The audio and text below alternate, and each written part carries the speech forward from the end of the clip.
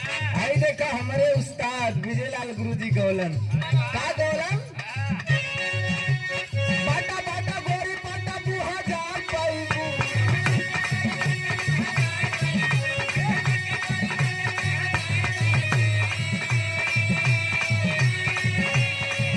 अगर न के दे ते आज रमेश भैया दे दे तनिक चिंता करे के बात ना हो ये रमेश भाई कहना हो बाटा बाटा बाटा गोरी बाटा बुहा जान पाईबू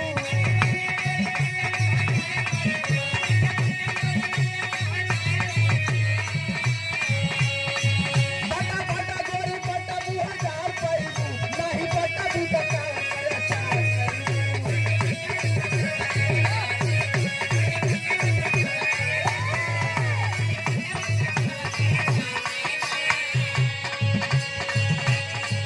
देखो कोनो गलत बात ना हो भैया बाटा बाटा गोरी बटबू हजार पैबू नहीं बटबू तो का ओकर अचार नहीं बू ई बात आप लोग बुरा मत बनी है अगर तुम्हारे पास कोनो गुण हो कोनो सहूर हो कोनो विद्या हो तो ओके बांटे के चाहिए जैसे हमारे बड़े भाई श्री राकेश यादव जी के जो गुण मिलल है हारमोनिया जो बजावत हुआ अगर यहाँ ज्ञान के यहाँ शिक्षा के अगर बांट देही तो इनकर 1000 चेला निकल जाही अगर ओके न बटी तो इनके जाए के बाद ये गुण सहूर वहीं तक रह जाये तो का ओकर चार गल ही तैयार से कहना बात गुरु जी हमारे कहलन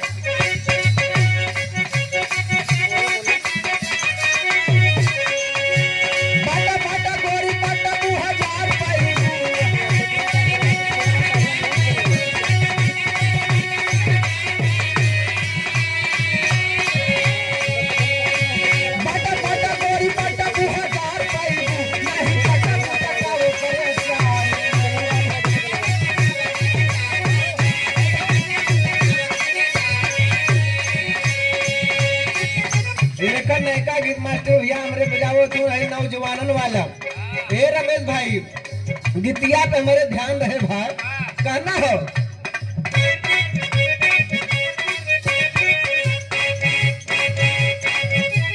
टूटा दहिया में छोटा कलाई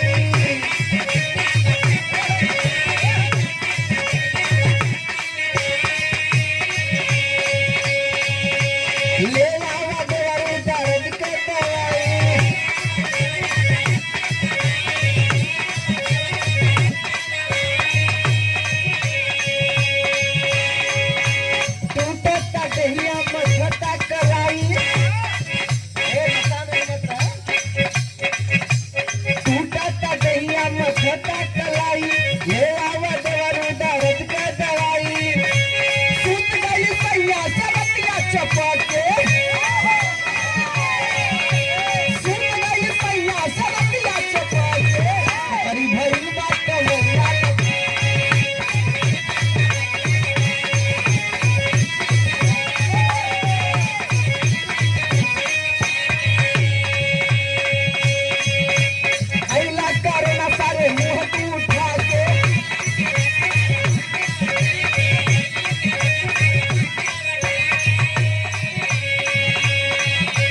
रख देले बारा मेहर मऊगा बना के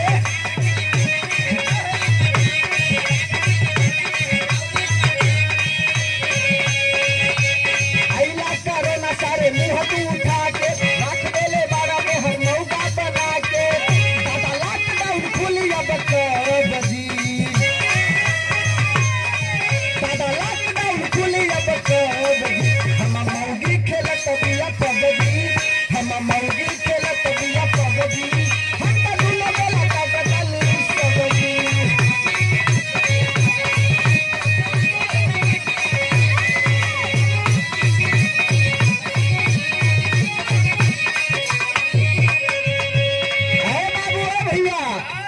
देखा ममता सागर जी गौलिन है भाई की कुछ ही देर पहले रमेश भाई तनिके समन्वय बैठे यार, नजर से नजर ना मिले थे राजा कि मीठा मीठा बोल के तू मुझको फंसाया और फार नहीं तनिको तू अंदर धुसोयो और खेत मेरा जोता है कैसा। हाय हाय हाय, लेकिन ये मैडम देखा यहाँ हिराने में गाना गावत थे कि खेत मेरा जोता है कैसा और जोताई नहीं दूंगी एक पैसा। ए मैडम, लेकिन हम बताइला केकर चेला है पहले तू सुना। विजय लाल के चेला है। विजय लाल मतलब इंटरनेशनल आदमी। गुरु जी हमारे गौलन का गौलन। हाँ क्या बात है?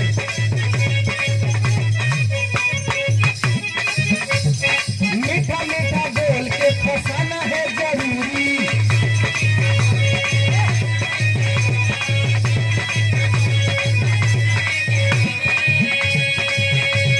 खेत का जोताई मैडम चाहिए मजदूरी,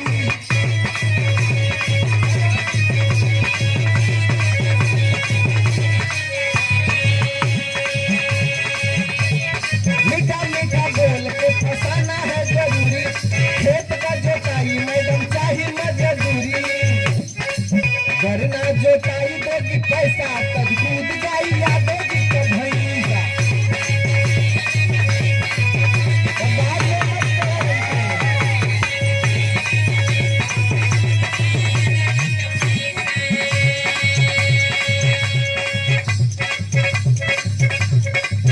आए मैडम, बहुत बढ़िया बढ़िया गीत ढूंढते हैं आप लोग बाहर से सुनला, नया नया गीत सुनला आप लोग। और भैया आप लोगन के हम बताइला कि के जमाने में माई बहन लोग इतना बरियारे मांग फेरे और इतना बरियार का सेनूर दे बाबू भैया लोग जाने ला काहे बदे कि हमारे पति की उम्र लंबी हो, कि हमारे पति की उम्र लंबी हो। अरे वाह, और आजकल के मेहरारू लोग ऐसन ममता सागर जैसन हिप्पी कट बाल फेरत हैं और तनिसे के मांग फेर के तनिके के सेनूर लगावत हैं, जानत है काहे बदे कि जल्दी मराई हम दूसरे के जाई। तमाम समस्या है। अरे बाबू ए भैया, बड़ा पुरान बड़ा नया नया गीत आप लोग सुनला। वैसे भी हम बताइला कि पुरानी चीज में बड़ा दम होला। अरे वाह, कैसे भाई? जैसे कि पुरान गेहूं, पुरान चाउर, पुरान दारू, पुरान मेहरारू। पुरान मेहरारू से गलत अर्थ नहीं, घरे में बुढ़िया माई का रहल बहुत जरूरी है।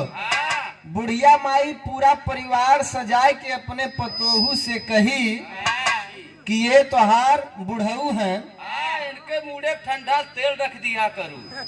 अच्छा तो तोर मेहरारू तोरे बाबू कपारे ठंडा तेल रखा था। हमार तो बियाहन भाव भाई। देखा ये रमेश भाई, है एक बिया ना भावा ना एक फर्स्ट हैंड मेहरारू मिले तो सेकेंड हैंड का खिलाई दे जाता है। सेकेंड लाइट हमारे बबुआ घरे खोए। अच्छा अब तोरे बाबू के 4 वो चैला चाहे मेहरारू चाहे चैली है कहना है मास्टर भैया।